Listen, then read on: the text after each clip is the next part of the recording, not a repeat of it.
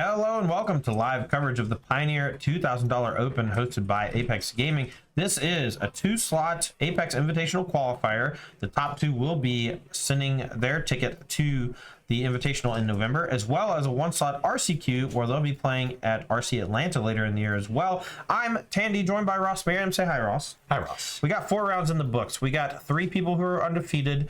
With 2 rounds of Swiss left to go, there's going to be a lot of jockeying for the top seed, maybe some intentional draws somewhere along the way, but we've got 3 important rounds to bring you this round. Ross, tell them what we're going to be watching first. Yeah, so we're going to be watching a lot of players who are in our 3-1 bracket. They're going to be looking to win this round and then hopefully draw in. Whether they can remains to be seen, but that's where their mindset is going into this match. We are going to be starting with Ruben Wild on Grixis Archfiend. This is the combo we saw from Yusuf Bridges in round 1. Yep. Archfiend and Metamorphic Alteration.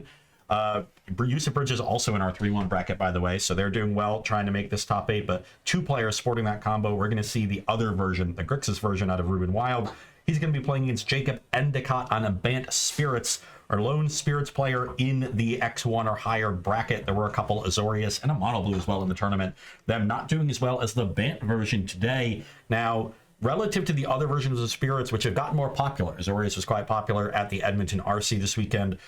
This one is less of a tempo deck, less disruption, and more of just a straight aggro deck with Collected Company backup. So more creature heavy. And, more just play to the battlefield and get you dead. Yeah. How do you think that's going to play against the Grixis Archfiend deck? Well, so one of the primary points of the Grixis version of the Archfiend deck is that it's very interactive. A lot of Thoughtseizes, Fatal Push, creatures that Rakdos would play, like Bloodtithe Harvester, and they're going to try to leverage those to gain like a foothold on the battlefield, and ultimately, they're going to try to steal the game with the Archfiend combo, but they can win a fair game.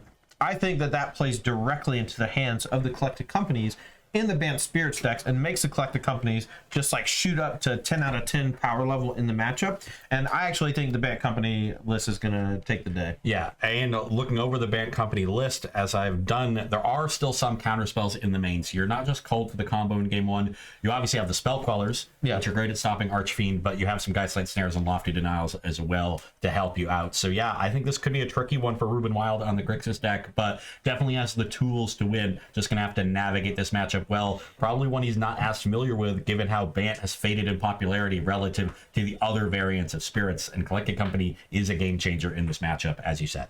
All right, well, the players are ready in the feature match area, so let's head on down and see who takes it down.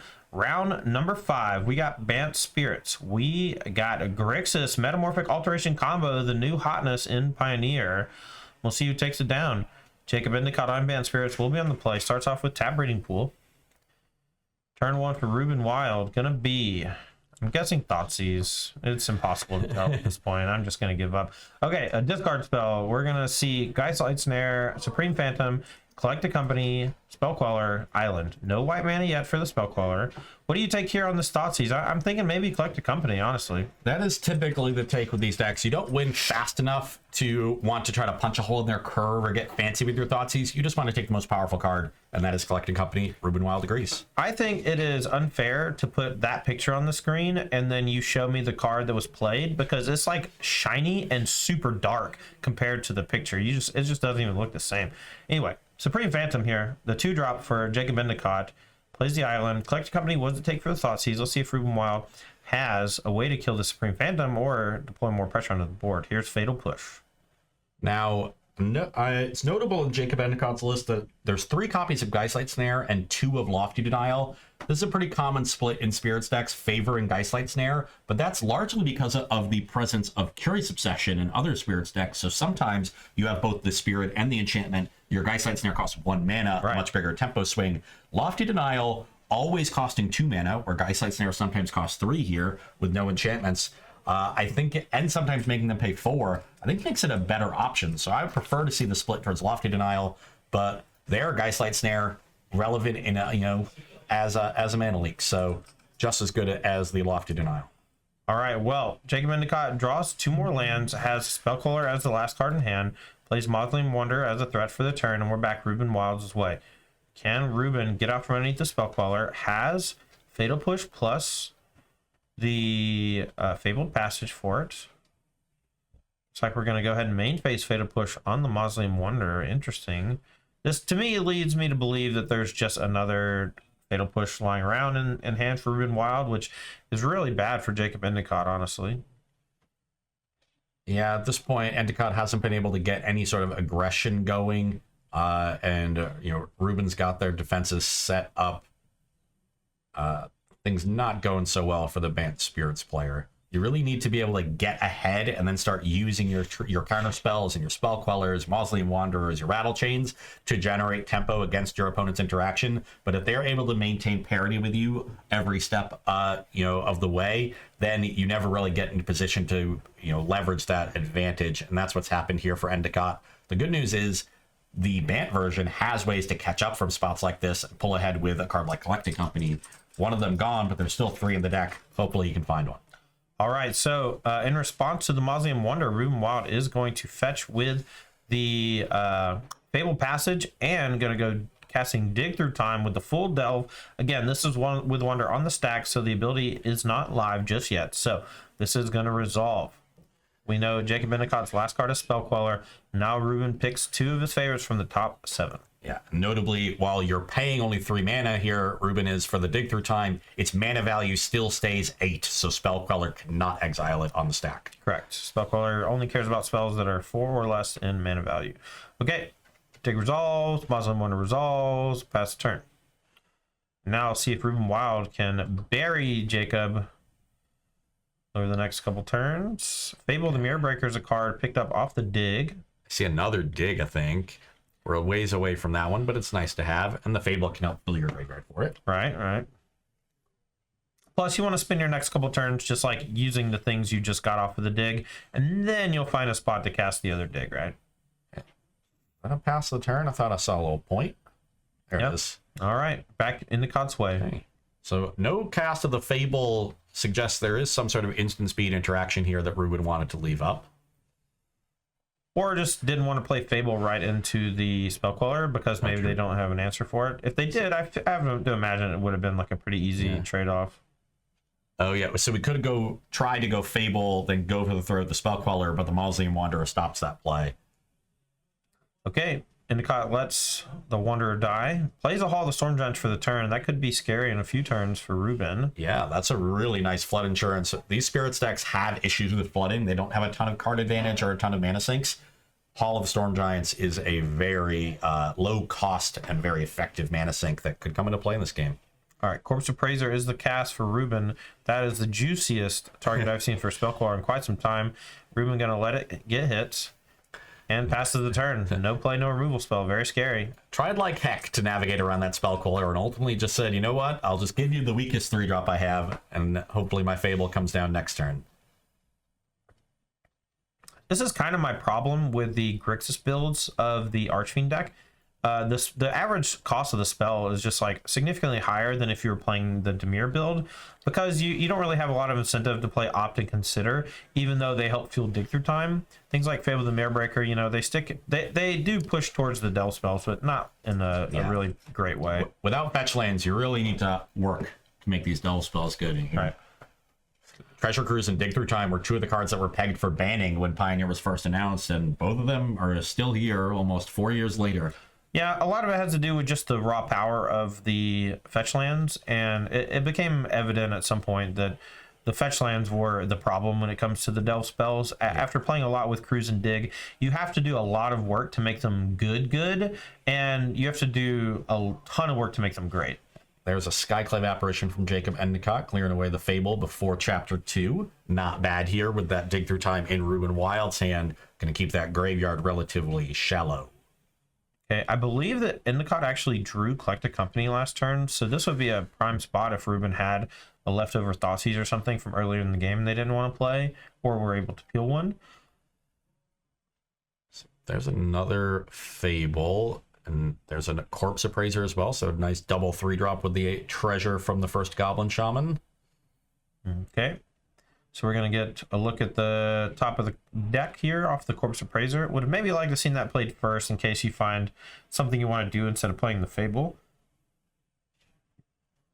Yeah, and the rest go to the graveyard for the Dig. Corpse Appraiser looking nice. It is one of the cards that most impressed me between Grixis and Rakdos when I was doing testing for the regional championship. The Corpse Appraiser, you know, sometimes is significantly better than Graveyard Trespasser, but other times Graveyard Trespasser is just unbelievable. Okay, indeed had a collected company left over, so Jacob Endicott going to cast that main phase in case there are any lords here. Could have saved it in case there was a Queller, which we do see. And that's a Selfless Spirit. That's one of the RCQ promos. Nice, nice. Did you know it was a Selfless Spirit because you have 9 of them? Yes, 9 is I think the right number. So we hit Spell Queller, we hit Selfless Spirit. Selfless Spirit is the big one here, but the first Spell Queller gets to attack. Now we're going to go back Ruben Wild's way.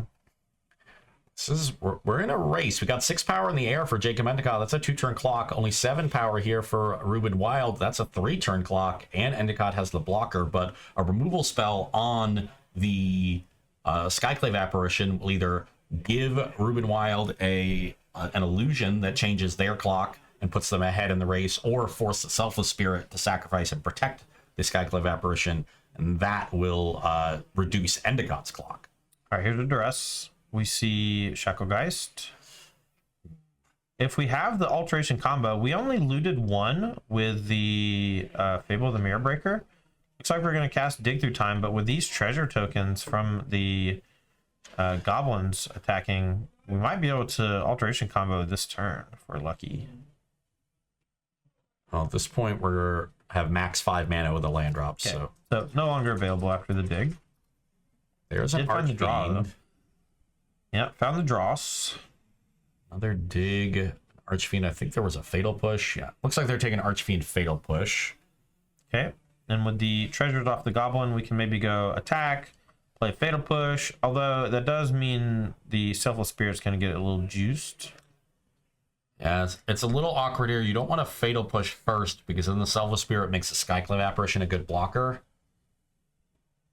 So I think you just want to... That's a weird attack. Well, if you attack with both, you have to kind of play removal pre-combat, or else it goes like Selfless Spirit blocks 1, Spell Queller blocks 1. They have the Queller too. They chose just like not to block and take 2. I actually think that's fine too. You don't want to start a fight that you might lose. So we know we have the Shacklegeist in hand for Endicott. Okay. Here it comes. What else did we draw? Big time attacks. This is 6 coming across. A Braid and Fatal Push in hand for Ruben. Spell Queller is currently sitting on a Corpse Appraiser. So another Spell Queller off the top. Weller, okay. that is awesome. All right, so that's going to take that out. We do have Treasure plus Fatal Push, but the Treasure... I mean, if we're not taking lethal, the shields are down, right? Now we just Archfiend killed. The game's over. Ruben's going super fast here because they found the combo last turn and they have just enough mana to do both. Selfless Spirit does not make your thing have hexproof, and so Metamorphic Alteration on anything other than the Selfless Spirit should be a GG. Archfiend of the Dross. This one comes in with 4. The copy does not, because it's already in play. Here comes Alteration. That's going to go on anything that's not Selfless Spirit. And that's going to become an Archfiend of Dross. Any responses? Yeah. Potentially getting a little hasty with the Abrade, or with the Spell Queller on the Abrade. Did Jacob Endicott needed the Queller to stop the combo. That said, if the Abrade resolves, then, Ruben is getting the Corpse Appraiser under the Queller back. And now you can just sort of start attacking back and maybe win the race that way. You could have used the Selfless Spirit to protect it. But then there's the Fatal Push from Ruben. So this has actually been very common for the Metamorphic Alteration combo. This is a brand new combo in Pioneer. It was impossible until Archfiend of the Dross was printed. Metamorphic Alteration is like a 4-year-old card, but it was bugged on Magic Online for quite a while, and so the combo just didn't work. And now Ruben, I guess, is just explaining like, hey, here's what I did. This is the combo. You're dead, blah, blah, blah. And now they're just going to kind of explain the combo to Jacob. Now, there is a chance that Ruben played the Metamorphic Alteration and did not say that becomes a copy of Archfiend of the Dross. And if that's the case, then I'm not sure exactly what the fix is going to be. Is alteration a choice upon entering? Yeah, when it enters, you just choose another creature in play, and then the enchanted creature becomes a copy of that creature. Yeah.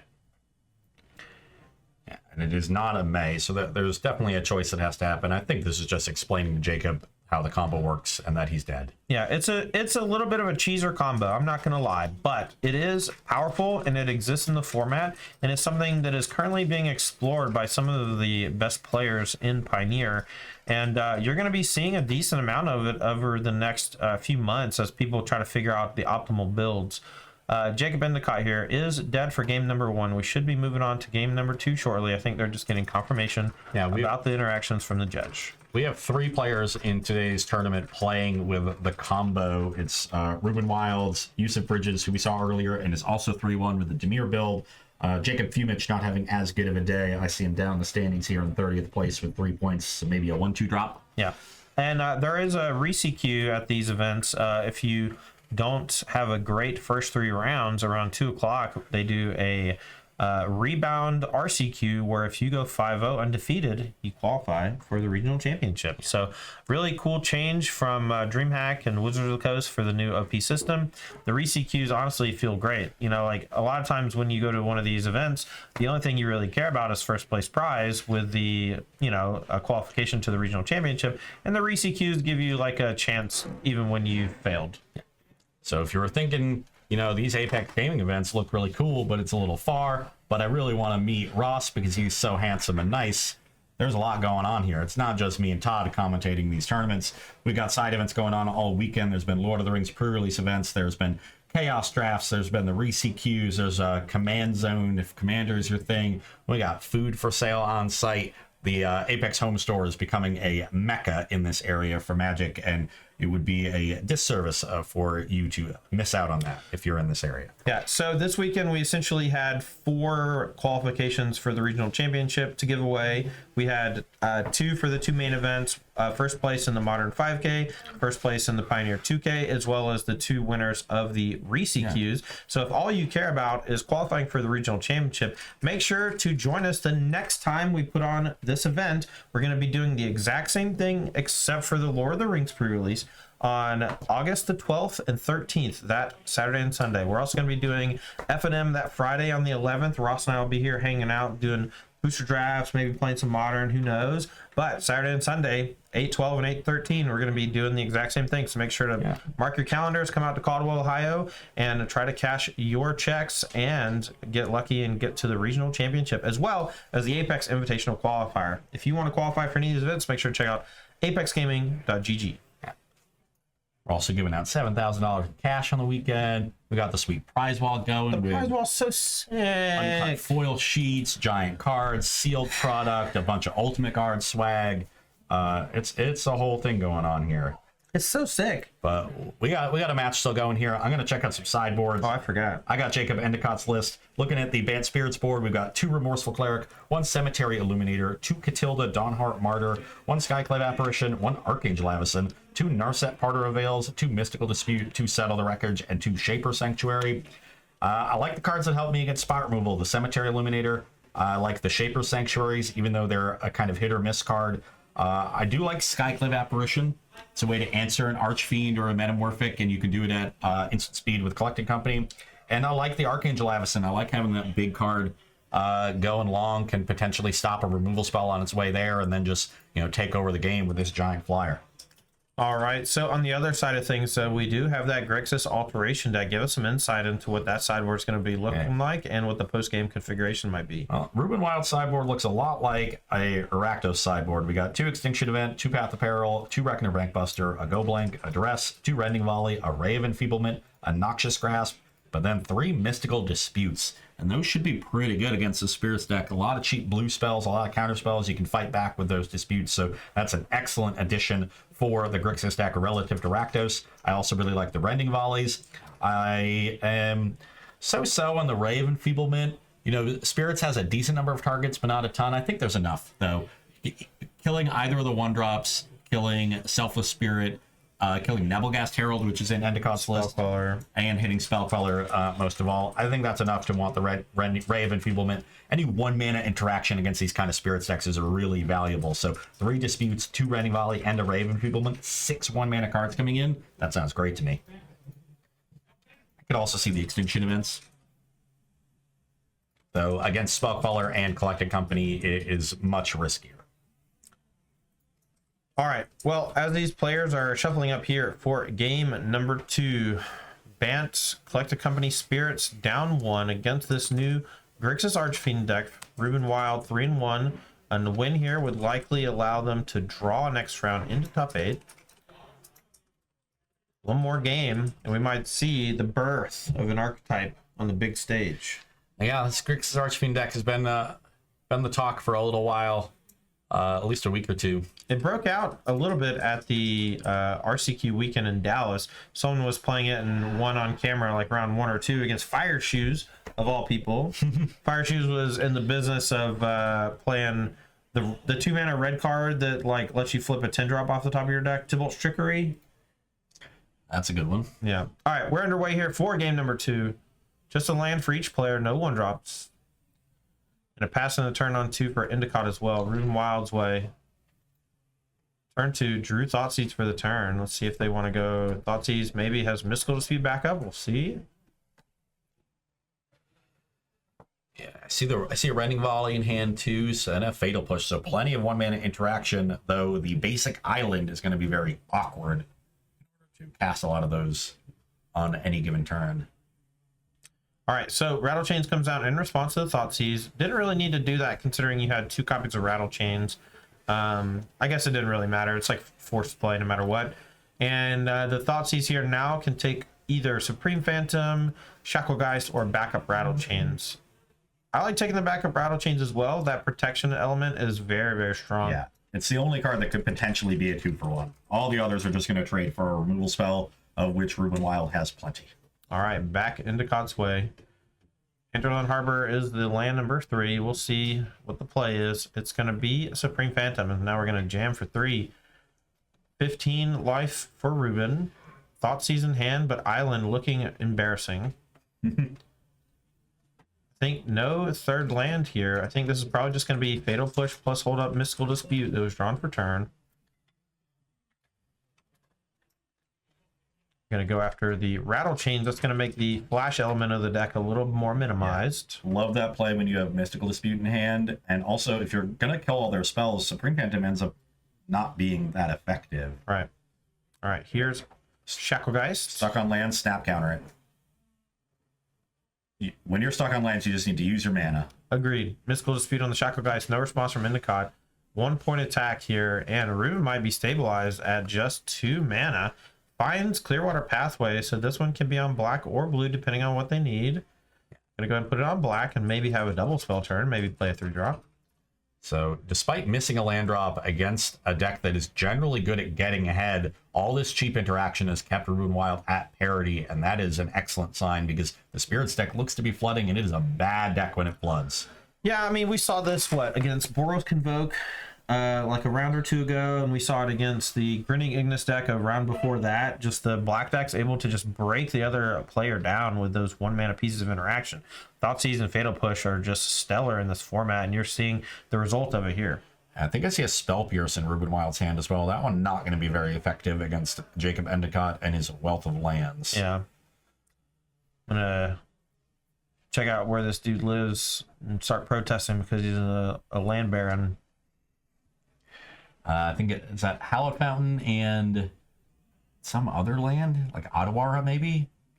All right, in a turn here, Ruben going to play Rending Volley on the Supreme Phantom. It's going to resolve, so no Spell Quellers.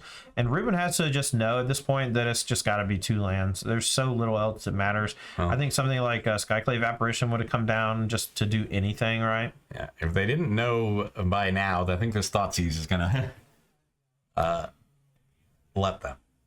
Okay, here's Thoughtseize. Otawara, you were right. Otawara plus the Hallowed Fountain. Take 2, down to 12. Don't call me Eagle Eyes Miriam for nothing. This is where you're supposed to say they don't call you Eagle Eyes Miriam at all. Yeah, but that is just part of your joke. All right, here is a nice one, Shaper Sanctuary, but maybe a little too late. Yeah. This is one of the reasons why I'm not the hugest fan of Shaper Sanctuary in the deck, just because you get to this point in the game and you draw, it's essentially a dead card. Yeah, I completely agree. Great card when you cast it on turn 1, horrible card when you cast it on turn 7.